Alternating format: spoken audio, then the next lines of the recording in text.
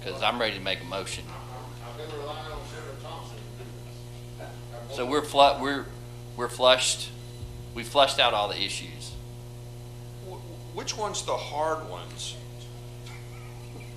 Never mind, I'll wait for the floor. I'll wait for the floor. Okay. Senator Siegel, I think you got a serious one.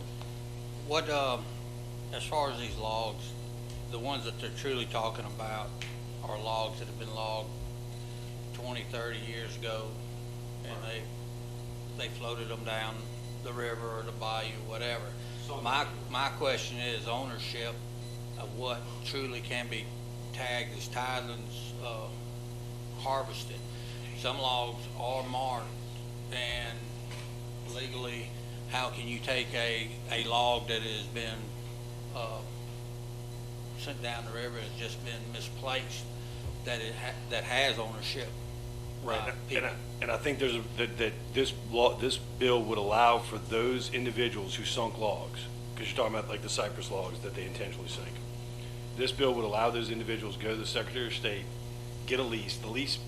The lease charges are pretty modest from what I understand. They're talking like $25 or something. They're not talking about a lot of money for this, that the Secretary of State would charge, that those individuals could go and get those logs. Because under the current setup, the way it's functioning, those logs that are on the bottom of public waterways are technically public property. And the issue that they come up with is, being that it's public property, if you allow people to take those logs out for profit, there was some kind of issue with whether or not there was a misuse or stealing of public property. And so what this would do would set up a function of a way for people who have sunk logs to go to the Secretary of State, get a lease, and get their log and harvest their logs whenever they're ready, and they won't be absconding or stealing public property.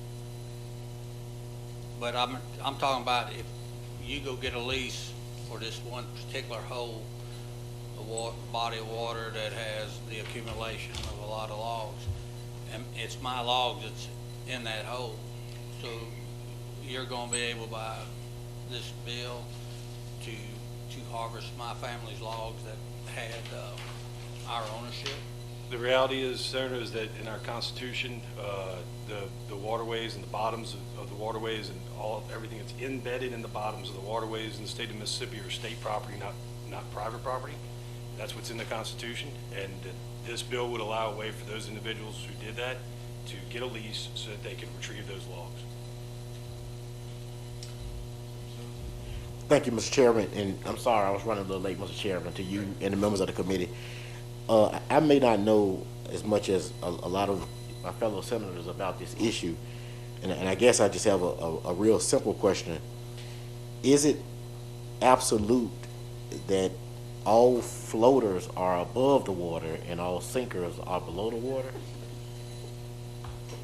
Or is it a combination of both? Or? Sinkers are usually at the bottom. Yeah, sinkers are down on the bottom. And the floaters? They're the ones up top. Thank you. Any other questions? I'll entertain a motion. Title sufficient to pass, Mr. Motion with title sufficient to pass. All in favor say aye. Aye. All opposed, no. No. The bill passes. Okay. Next bill is 2487. 2784. Should have moved float or something. And this is a cleanup bill, and once again, I'm gonna refer to Senator Thompson on this one. You know, last year, Senator, we changed the makeup of the commission, and there was some language in there that needed to be cleaned up. Yes. Okay.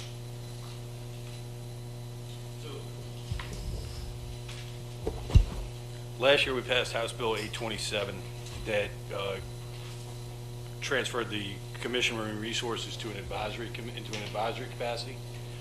There was some other. What Senate Bill 2784 does is clarify for the Director of Marine Resources that the commission is in fact advisory. It's a basically cleanup bill. Well, that's, okay. It's a cleanup bill to make sure that there were things in there, like, so in the old bill, in the old language, there was some part about where the commission could replace the director and things like that, or where the commission enacted rules and regulations. What this bill does is clarifies that it's in fact the director, with the advice of the commission, making rules and regulations, things like that. That's the purpose of the bill. Question, Senator Seymour? So the director will be judge and jury on violations? Well, that's right, because that's what when we made the commission advisory, that's what it does. It transfers that authority to the director with the advice of the commission.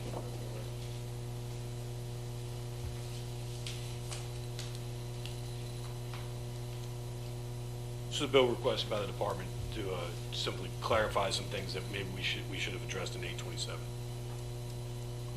Any other questions? Title sufficient to pass. We have a motion of title sufficient to pass.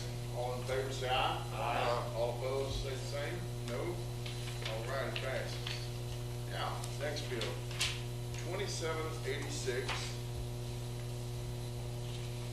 that what you're showing? This bill, and we entertained this bill last year, I think it was. There's a question about reserve officers that could come and help with special events, could possibly work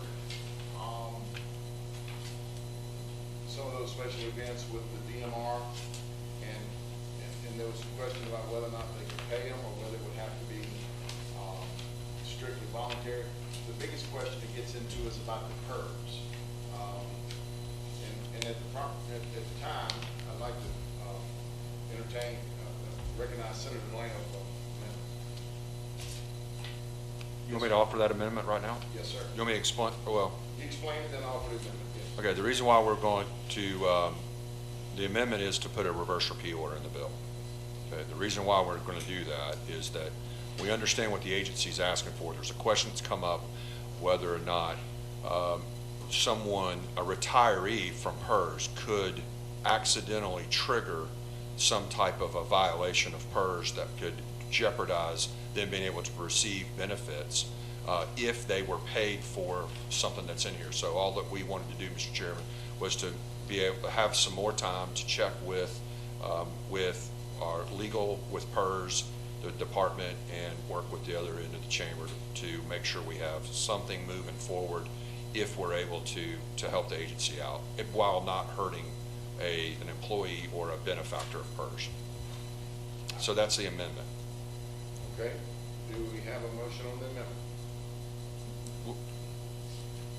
Adopt the amendment. Okay, all in favor say aye. Aye. All opposed? Okay, the amendment is passed, now we're back on the bill. Motion to, As amended. Committee sub. Okay, all in favor of the bill as amended with committee sub, say aye. Aye.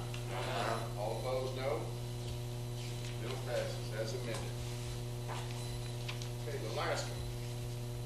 And I'm going to refer to Senator Delano on this one. This is Bill 2837. Alcoholic beverage bills create charter vessel operators permit authorized the sale by the holder of. And at this time, I'm going to recognize Senator Delano to explain the bill. as you know, go ahead. No, well, I'm sorry, I received a message that the sound isn't coming through on the live stream. Sorry, a few minutes ago.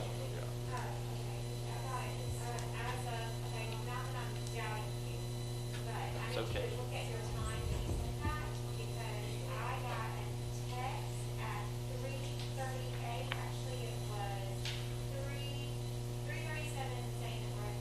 This was 5 minutes ago. It's working now. I just Okay. got a text. Thank you. Sorry, Mr. Chairman. Okay. Going back to the floaters? Can we do the floater bill again? Please continue. All right, Mr. Chairman. Senate Bill 2837 is coming to us. If you remember, several years ago, we passed what was referred to as the Charter Ship Operator's Permit. It's actually on line 331 of this bill that allowed for like an ocean vessel or a large vessel that has over, I think it's 150 people size, to be able to sell alcohol, or to be able to get a permit to sell alcohol when they're out on one of their cruises. The same operator for the vessel that requested the original permit in paragraph P has another line of vessels that he's purposely building for cruises.